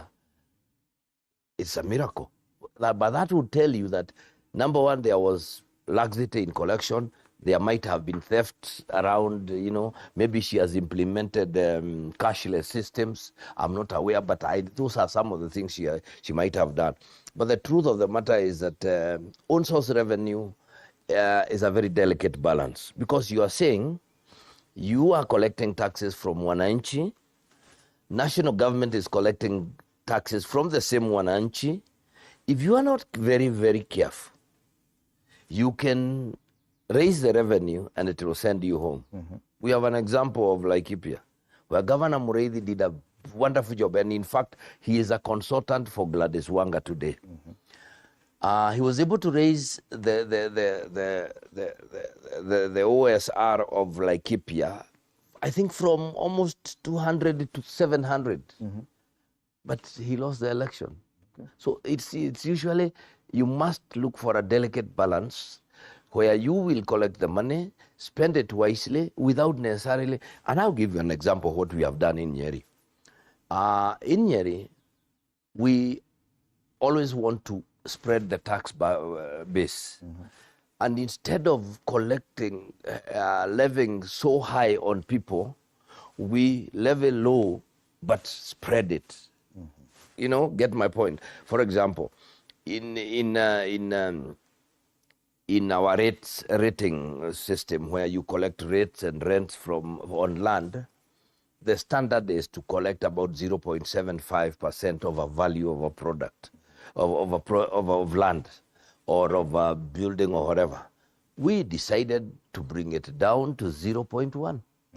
And what would that mean? In a certain area where you are supposed to pay 45,000 a year for a 1 acre piece of land that is in the, on lease, it is brought down to 15,000. And somebody walks comfortably, pays the 15, because you can now see, he knows that the 15 will provide him with lighting, will do the roads, will do that. But 45 looks a little bit punitive. So that we must also agree that some of the counties are just struggling, when you look at Wajir now, where do when I share with my governor there, with the governor there, vice chair, you hear he has very few streams. Because even if they are markets, they are not as vibrant. If you look at Nyeri, every center has a market, and you can collect 10 shillings from Mama Mboga there. So look at Nairobi. Nairobi is collecting almost 30 billion because they have, So that is, OSR is a challenge, but it's the only way to go, because we must work and ensure that counties can raise their own resource revenue to plug in the gaps that come when we do not have. Okay. Yeah. And that's interesting because there's a lot of politics as well. And let's focus on the intra-county politics, the politics within the county itself. One, there's a position of deputy governors that has become quite a problem across most counties, most governors. I don't know how you relate with yours. Interestingly, he or she is not that out there. Secondly, there's the issue of the county assemblies. Yeah. And we've seen what has happened in Meru. Yeah. We've seen what has happened elsewhere. And the clamor for the county or the ward development fund. How are you handling that to the members of your county assembly? Have you managed to get a working relationship with them? Even as you tell us more about your deputy governor and how you're working. Well, number one, my deputy governor, right now he's on leave. He's been away for the last 2 weeks because he needed to take a break. I am happy. I had a very tumultuous first term with my former governor, my former deputy governor, who I had handpicked, and it didn't turn out well. You may know her, Caroline Karogo. And that taught us a number of things. When we came in with David Kenanire, it's been a very smooth running. He's a reasonable, wonderful old man. He's good, he works, until, and that is the way it should be, because he himself says it. He knows his position as a deputy governor. But I have done everything I can for him to make sure he's comfortable, and he has power. Does he have specific roles that Yes, he does. He has specific roles. Yeah, very specific. You've assigned him some specific... Yeah, he's the one who runs with the OSR, for example. It is him who runs with this and has been able to raise that 1.4 million. It's him who runs that program. He is into cooperatives, so he is available and he is there. Right. Now, on the other issue you asked on county assemblies. County assemblies, yes, Nyeri has never had. We had a very rough time with the first governor and the first assembly, but when I took over, we have forged a very nice working relationship. And I asked myself this question. Now, indeed, the Constitution is so clear. The role of an MCA is three-pronged: legislation, representation, and oversight. But ask yourself, these are politicians. They need to go back to the village and tell people, I have done this for you. If you went back to your village and told the people, I have done legislation, I have oversighted the governor, I have done this, they will send you home in the morning. And so we sat down with my team and I asked them, look here, guys, let's agree. I am going to share part of my development with you. And how am I going to do it? I'm going to allocate every ward a specific amount of money. For example, we say 30 million per ward. I have 30 wards, that's 900 million. But I usually do about 2.5 billion in development. So I set aside 900, and every of my wards gets 30 million. And the MCA has a small committee. They sit down and prioritize. And they tell me, we want 2 ECD classrooms, we want a dispensary, we want to do lights from that amount of money. Now, once you have done that and you have brought us your selected projects, we pick the projects and do them, because the law now allows us to do them. But you also help us oversight, because you are the one who... But Governor, there are those who argue that that kind of approach defeats the point that the Constitution dictates, that the role of the MCA is very clear: oversight, legislation, and representation. And the fact that it's the same argument with the CDF, that the MCA or the Member of Parliament should not directly be involved with the development matters of the nation or counties, apart from oversight, legislation, and representation. Don't you think that governors who have done what you have done are really just going around? No, believe you me, that is now semantics. Let me ask this question. If an MCA comes to me and tells me, Governor, in a certain place, I need a road done. Do that road for me. Please put up these street lights. This is what that community wants. What's the difference with me telling him, now I've given you an allocation. I want you to go back home with your team. A team will put up together. My ward administrator is there. Come up with, for this ward, our priorities are this. You just bring us your priorities, but you have a cap that it can't go beyond 20 million. This year they are doing 21. It will not go beyond 21. So around that, you bring me the list of these are my projects. I will look at them and I will tell you we are not able to do a dispensary because a dispensary has a number of overliers.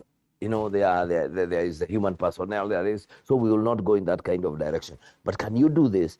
You will do, oh yes, we shall do the bridge. What mistake have we done? Isn't that representation? Are we not changing the way devolution was meant to work? Even the budget-making process of the county assembly and the county government, where public participation and those forums where people come and decide this is what we want, this is what should go into the budget through the county assembly, then executed by the county government. Are we not changing that? And probably, is that the direction we should take? That probably the structure prescribed by the Constitution did not work very well. That this new way of giving each ward a certain amount, let me ask this. Supposing, I have 2.5 billion to do development. I sit down as the executive and split that money into wards and implement it. What's the difference? You see, isn't this a representative of the people who goes back to the people? We have already, remember, when I took over government, in the first year, I did a CIDP. 5-year development plan. Every year I do an ADP. All those are public participation. They go through public participation. So this MCA must pick projects that are from the ADP and from the CIDP with his people and then just presents them to us. And he takes pride in that. He can go back and say, this is what we have done after you people told me to do it.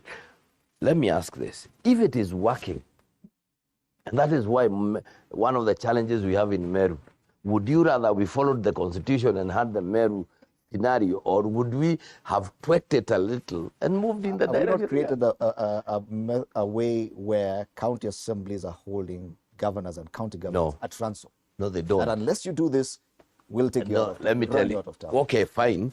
Let's put it this way. They do not tell me it is me who tells them what I want to do this year for them. And if you ask me, the Constitution was made by people, for the people, and we are the same people who are now saying, I think, right now as we are speaking, I'm an advocate that the county assemblies must have their own independent budgets, as far as I'm concerned, so that they have their own. What happens today, the money is brought to the county and they have an allocation, which they have to get through the minister, my CEC. Now I want them to have their own money, run that whatever they can, and do it well.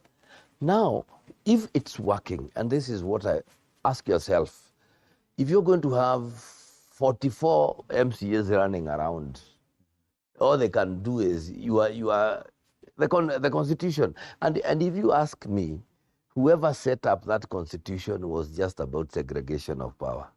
So that powers... For a reason. Yeah, for powers. And this is why, remember what we said in the beginning, national government is still patronizing counties. It's about power. Today, the president and the governors are competing over who is doing a lot. Look at, for example, something like trade. In markets are fully devolved function. But the national government is doing them in collaboration with MPs. Then they hand them over to counties to run them. Look at that. That confusion, don't you think that confusion breeds a lot of...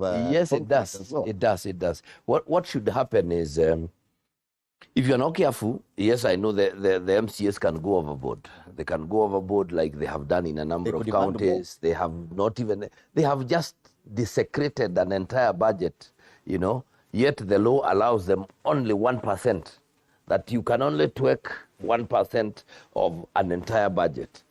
But my thinking is this, if counties must run, as we grow, and as we mature as a country, we must look for ways and means of ensuring that we help all elected leaders fulfill their promises to the electorate. Okay.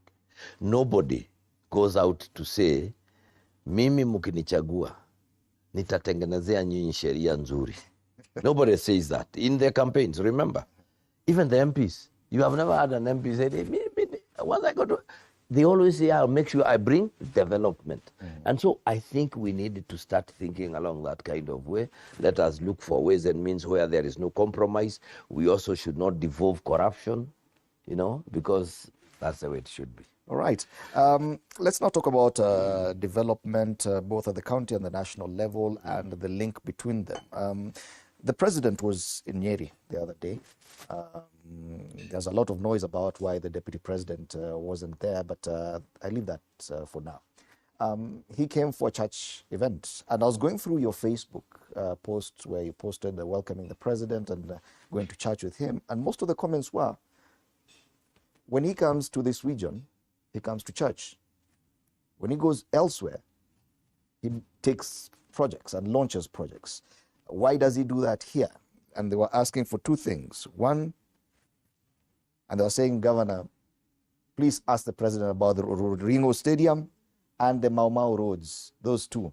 Do you agree with them that probably the national government has not balanced its spread of national projects at the county level? That some people may be right to feel that they have been neglected a bit in as far as national government projects are concerned?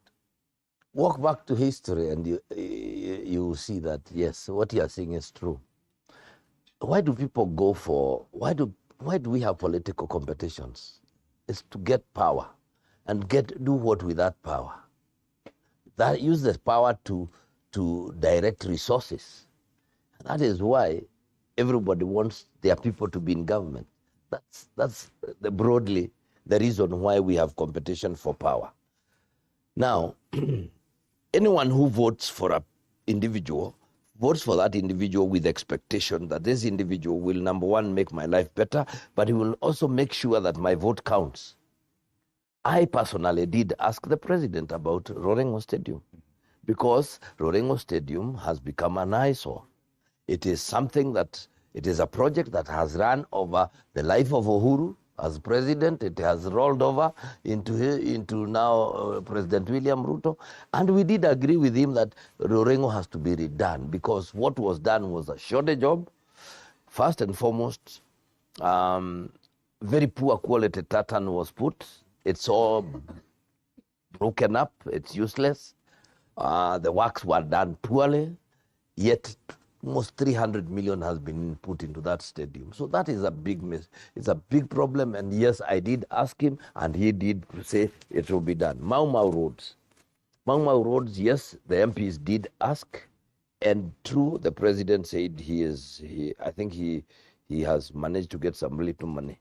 I think in his last journey to safari to China, he was able to get some little money, which I think is going to be put into those roads to complete them. So, why would people think that the president just...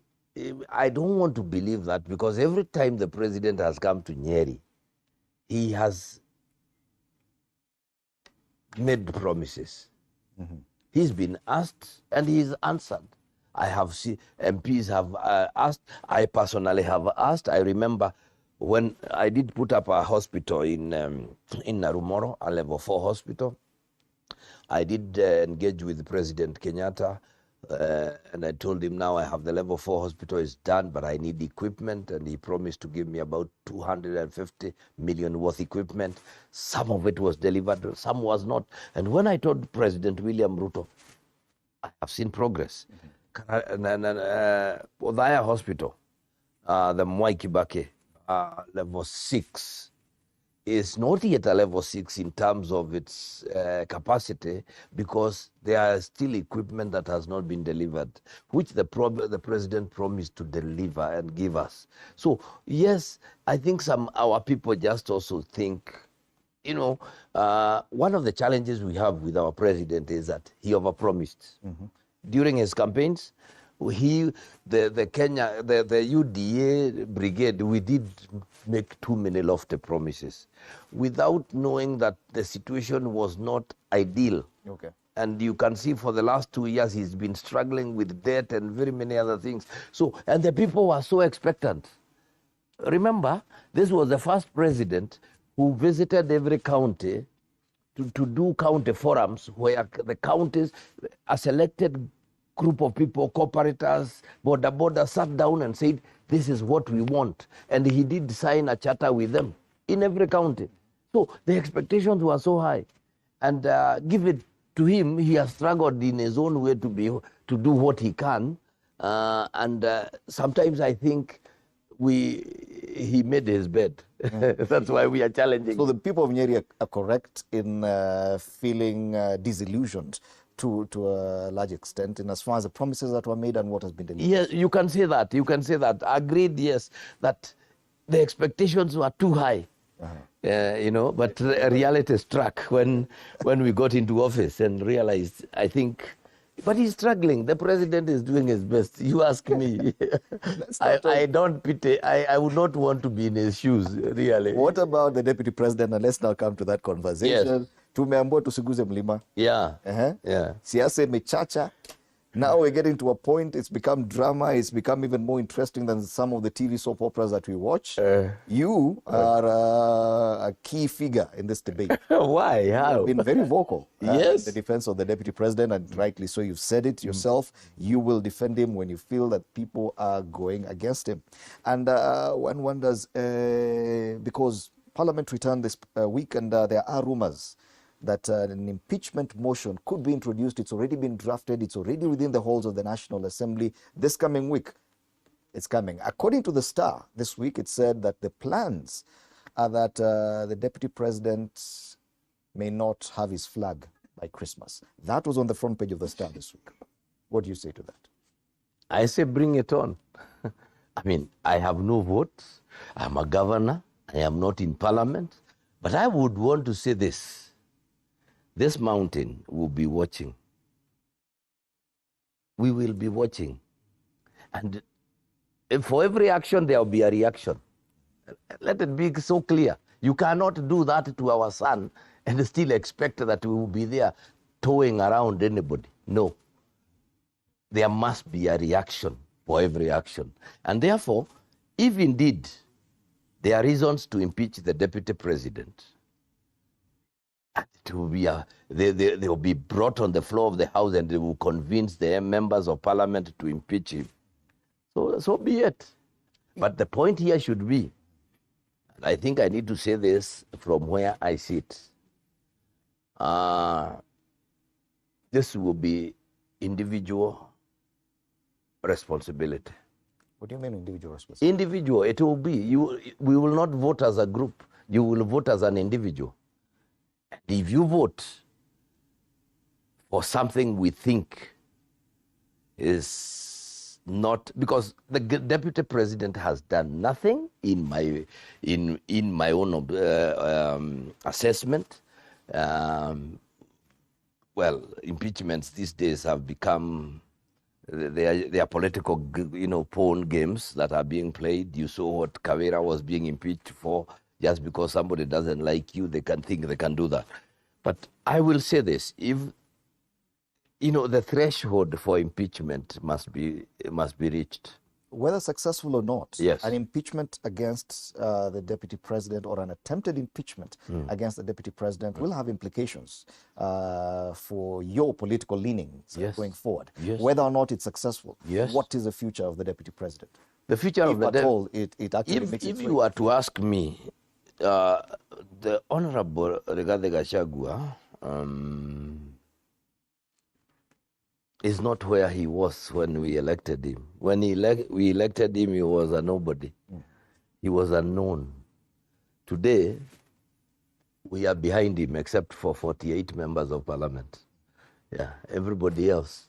And I can speak with confidence because I live in Nyeri and I reach out. We are behind the deputy president to a man. But of course, you can always subtract the 48. We went to Nyaururu. But the rest of us are behind that man. And why are we behind that man? We feel that, number one, he is being vilified unjustifiably. He's being accused of things that don't exist. And in politics, you are not meant to love each other. I have said it 1,000 times. Politics is never a love affair. It's about serving interests. And he himself did his best. That man suffered. He was put in the cells for this government. He worked himself to the bone, spent his resources to ensure we had the Kenya Kwanza government in office. If indeed after all that, remember, we had our kingpin called Uhuru Kenyatta, who warned us and told us don't go in that direction. But ourselves, we decided, because there was betrayal, and the current president had been betrayed, according to us, because kumi yangu, kumi yako. We decided to not join that, that kind of cabal of people who are, meant to frustrate this man. And we did give him the vote. Now, if this is how he repays us, during his time and tribulations, I personally had asked the President Uhuru Kenyatta, in the presence of other governors, Your Excellency, please tell us, what is it that William Ruto has done that has hurt you so badly, so that we understand and we are able to explain to our people. The president told us, nitawambia bado. He left office without kutuambia. Now we are also telling President William Ruto, if you can look us in the face and tell us, Rigathi Gachagua has done the following, 1, 2, 3, 4. Then, as you tell us the things he has done, also on the other hand, tell us, Raila Amolo Odinga had done the following to me. But now, Raila is my buddy, this is going to be my enemy. Because really, this is politics. And if, for a reason, President William Ruto doesn't want to complicate his politics, he needs to know that the mountain is still a sure bet for him.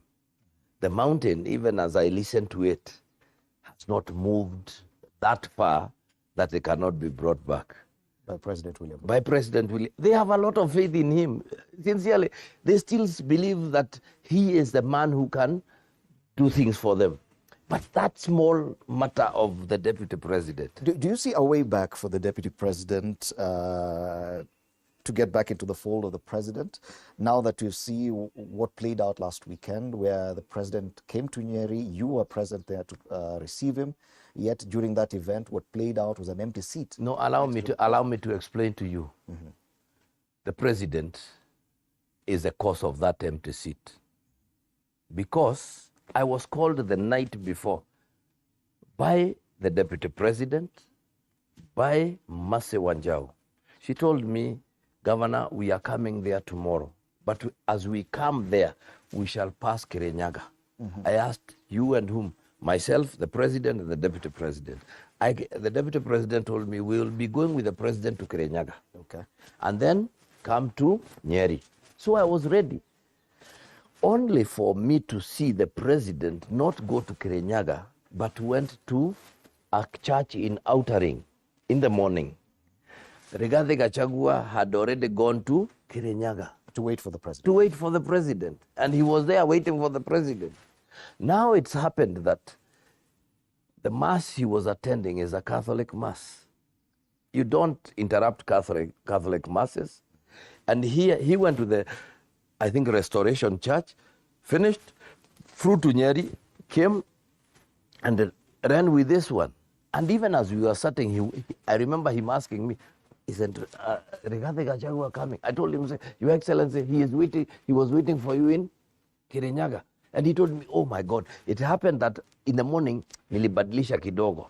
So really, it's only that people are reading too much. Let me tell you this.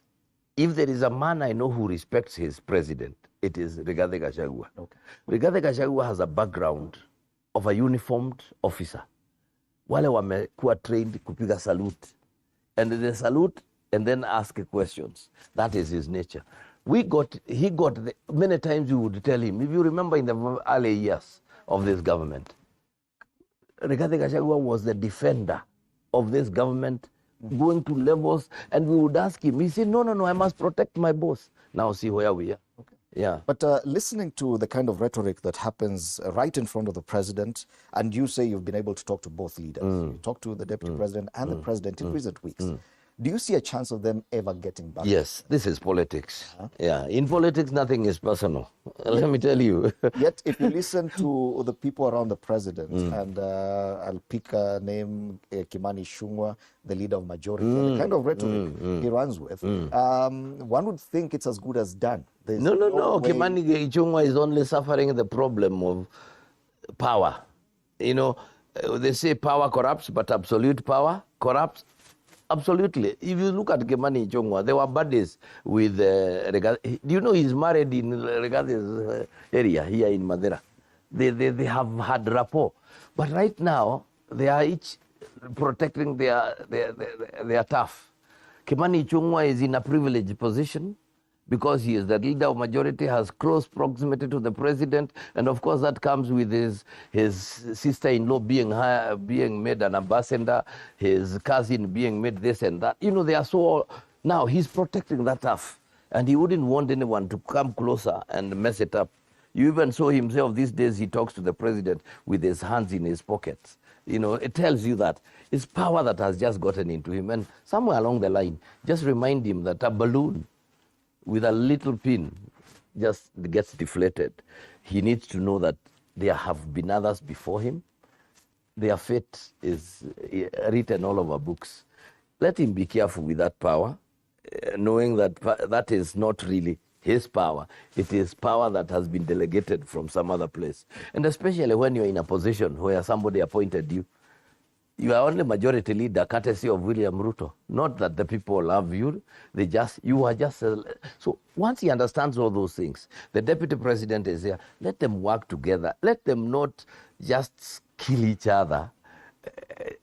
But one of the things I fault the president is that surely he told us publicly he will never allow what he went through to happen to his own deputy. Yes. Now we see in a church service, which is sacred, he is seated there. The president is almost smiling and clapping as Kimani Ichung'wah calls another leader a viper. I mean, what are you telling us? What are you telling us even as leaders? Are you telling us that is what you want your children to see? You know, is that what you really want us to see? And is that the culture you want? So you do blame the president as well for failing to rein in of course, it is him. If he called everyone to order today, if President William Ruto just said, Kahiga nyamaza, everybody nyamaza, we will be, kila mtu atanyamaza, and nobody will talk. We will then toe the line. We are all in UDA and Kenya Kwanza, so that we can deliver. I have said this, we have only 3 years to go, and the president is facing a re-election. Why don't we work hard now? Forget all these shenanigans. Focus on why we were elected and go there. All the elected leaders, apart from you, of course, was in State House on Wednesday this week. Yes, I also had an invite. Why did you not attend? I thought I didn't want to go because I had communicated that I wanted to sit with the president myself.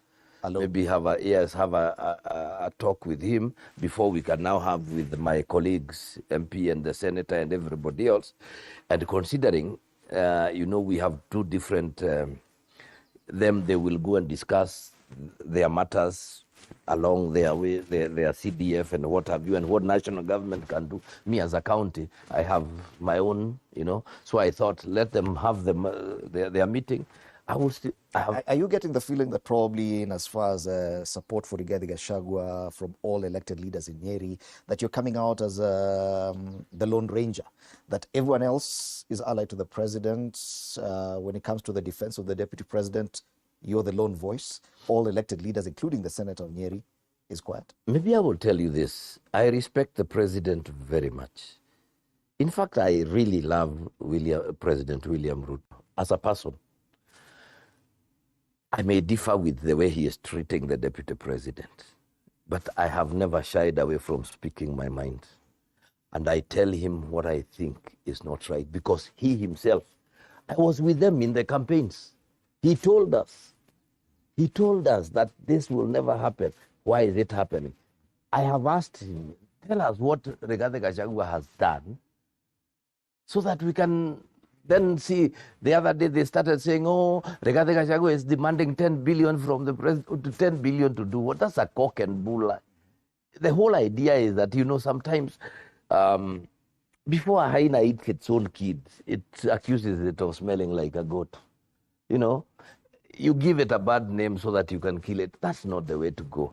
What they need to do is just let Rigathi Gachagua. Okay, Rigathi Gachagua, because of his background as a district officer, has grown up through the administration profit.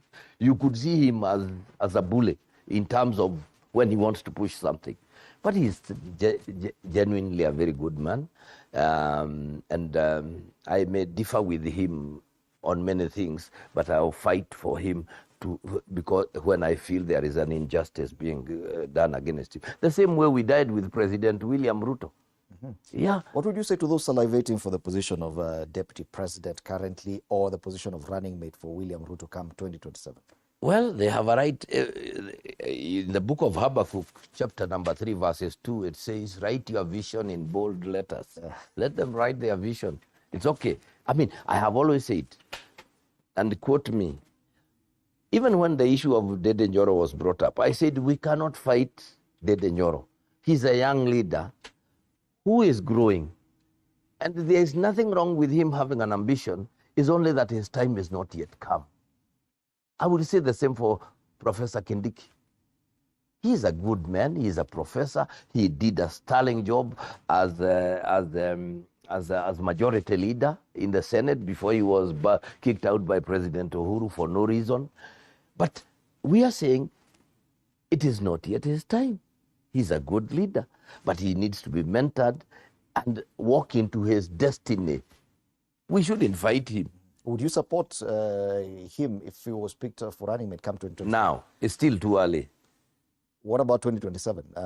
If at all President William Ruto picked... If we get to 2027 and the President William Ruto feels that Rigathi cannot deliver for him, because you will definitely pick a running mate who can deliver for you, because translated into votes, it's not, you don't want to bring a flower girl. Mm-hmm. I will ask you a simple question. This mountain, will it follow Rigathi Gachagua or will it follow anybody else?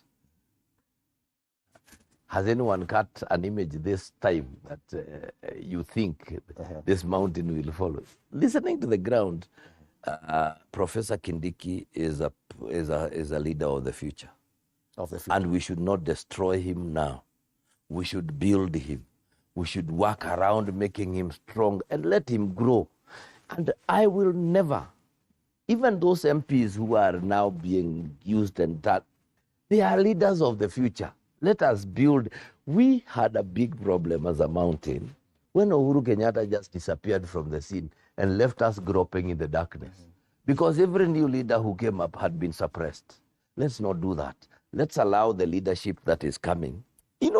As they grow up, look at Dede Njoro. He was here. He has done a good job as an MP. He only needs to build his image as we look into him as our future. Tomorrow, the next day, there is 2027, 2032. These are coming, and we will need such leaders in this mountain, and I'll be the first to defend them, all of them. Okay. Including Professor Kithure Kindiki. But just not now. I am saying time and season belong to God. Yeah, but he is a good leader. He, for the future, looking maybe not now, maybe in the next election or something moving, let him. But now, if he's going to get into leadership through that process of impeachment, I don't think he's going to build his character. So what you're saying is for President William Ruto to guarantee himself the support of the mountain, he needs to stick with Rigathi Gachagua through 2027. Agreed. No Agreed. other way. Agreed. You know, I lived in this mountain, and I have said it many times. I am a villager. I listen to the villagers. And when I listen to them, they are saying in very no uncertain terms, that's our man, and nobody should touch him. And we are right behind him. And you know what has happened? We have made Rigathi Gachagua a victim by what we are doing to him. So my community, so I tell you, because this is my community, hates betrayal. And we learned our lessons during the fight for independence. The people who betrayed the community, they were held with a lot of disdain. And what happens is when President William Ruto, when he was deputy president, we recognize the fact that he had supported Uhuru Kenyatta to become president.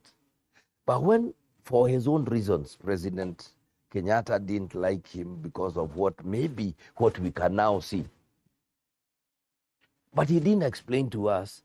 He really just turned but we as a community said, no, we cannot allow this. We do not repay evil with evil. Okay. We repay good with good. He has done us something good. We are going to stand with him. Remember, we broke the barriers. It used to be said that a Kikuyu cannot vote for any other community, isn't it? We did vote for him. The least he can do is just take care of our son. Okay. And this, let me also say this community, the mountain community, has never had two leaders at the same time. But when they settle for one, it's one leader. They will die with that leader, move with him. There can be very many others. We have a slogan in our community where we say that there can never be two rams in the same pen. Mm-hmm. It must be one.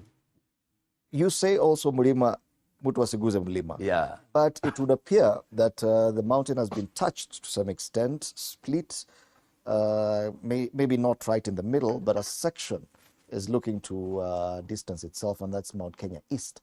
The leadership there has come out and said, we are looking separately in a different direction. Those from the Mount Kenya West do not necessarily fight for what we want ourselves. And one may wonder, is that enough to split the mountain? Indimuli, can I tell you something? Even as you speak, there is already a traditional cultural barrier right there. Let me tell you, we have, do you know anything about the Meru? We have the Meru and we have the Tharaka Nithi. Do you know that the Meru and the Tharaka don't agree? They don't agree. It's an unwritten split. They can never, and the Meru can never be led by the Tharaka. That is it. So when you see all those small, those are just that's drama. That's really drama. They are just, you even saw. Did you see MCS in Muranga being called to Muranga here, who went there and said, no, we didn't come here for these things. Nobody told us we had, all these are things. And what my pain is that they are going to destroy Professor. A good leader, because of those small things they are trying to do, instead of letting him naturally grow, because he is headed in that direction, they are going to mess him up by doing those shenanigans. They should let him grow, let him grasp his area, the people, and those. Let me tell you this. The other day we saw a hype around Dede Nyoro. Yes. Then what has happened now? And I've actually what has happened now? With regard to that, I was looking for this cartoon on the on the Standard. Yes. Which has Ndindi Nyoro. Yeah. And him making a U-turn. Exactly. On his way to 2027, he's turned back and he's going back to Cairo. Can I tell you why? It's the heat in the mountain. It's the heat in the mountain. We do not take betrayal easily. We don't take it lying down. Right. And once we, if you are associated, I can tell you, if you are associated with a fight against our son, believe you me, no matter who you are, I don't know why people don't, I tell the truth because I live here with these people. Yes. And it will take them a lot of, I don't know whether it is the resources or what, or whether it's to come back to the community and plead. But anyone fighting that man in his own little way, believe you me, it will not be easy. Governor Mwalimu Mutahi Kahiga, asante sana for your time at TV47. And as a rallying call, what would you tell the people of Nyeri as we end the show? And by extension, the people of Kenya and people of Mulima? Maybe what I would want to say is to number one to the people of Nyeri. You are my pride. The people of Nyeri. If you ask me, what can you say about Nyeri? I say, I am proud of the people of Nyeri. Why do I say that?